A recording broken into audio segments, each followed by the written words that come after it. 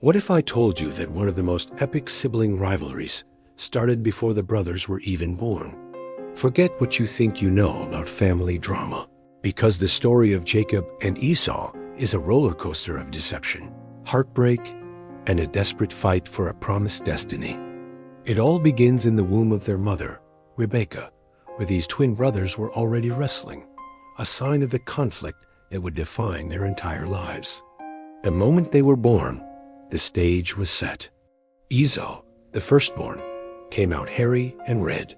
He was a man of the field, a skillful hunter, his father Isaac's favorite. Then came Jacob, grabbing his brother's heel, a name that would come to mean supplanter. Jacob was a quiet man, preferring the tents, and he was his mother Rebekah's favorite. See the problem already? A family divided, with favoritism planting seeds of jealousy that would soon bear bitter fruit. One fateful day, Esau stumbled in from the hunt, starving and exhausted. Jacob was there, conveniently cooking a pot of lentil stew. Esau, desperate, pleaded, "Let me eat some of that red stew, for I am about to die." And here we see Jacob's cunning nature surface. He saw an opportunity. "Sell me your birthright first," he demanded. The birthright wasn't just about inheritance. It was the spiritual leadership of the family, the promise of God's covenant. But in that moment of weakness, Esau scoffed. "I'm about to die," he said. "What good is a birthright to me?" And just like that, for a single bowl of stew, Esau traded away his destiny. He ate, drank, and went on his way, despising the very thing that should have been his greatest treasure. But the deception didn't end there. Years later, as their father Isaac lay old and blind, he decided it was time to give Esau the patriarchal blessing, an irrevocable, divinely backed prophecy of prosperity and power. He sent Esau to hunt for game and prepare his favorite meal. But Rebekah overheard. She quickly devised a plan to steal the blessing for her favorite son, Jacob. She cooked a savory meal, covered Jacob's smooth hands and neck with goatskins to mimic his hairy brother, and sent him into his father's tent. Imagine the tension. Jacob, trembling, approaches his blind father. Isaac is suspicious.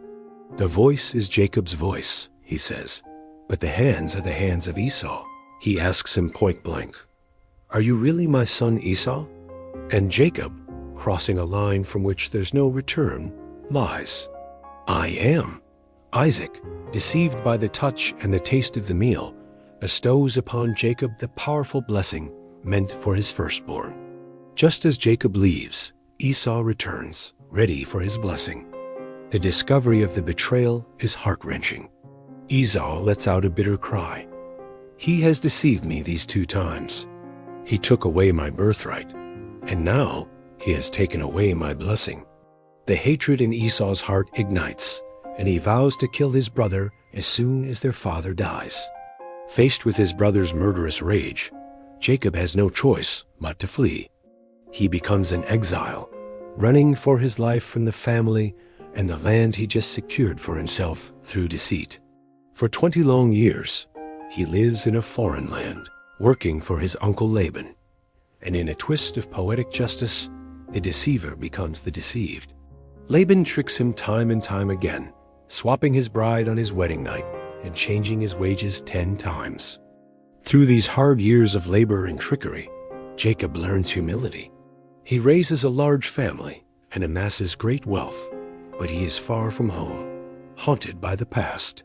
Finally, God tells Jacob it's time to go home. But home means facing the brother who swore to kill him. The night before their reunion, Jacob is filled with terror. He sends gifts ahead to appease Esau and divides his family into 2 groups, hoping at least one might survive the potential slaughter. That night, alone and desperate, Jacob wrestles with a mysterious man until daybreak. He refuses to let go until he is blessed. The man, often interpreted as God or an angel, renames him Israel, meaning he who strives with God. Jacob leaves this encounter with a limp, a permanent reminder of his struggle, but also with a new identity and a divine assurance. The next day, the moment of truth arrives. Jacob sees Esau approaching with 400 men. He bows to the ground 7 times, but the attack he feared never comes.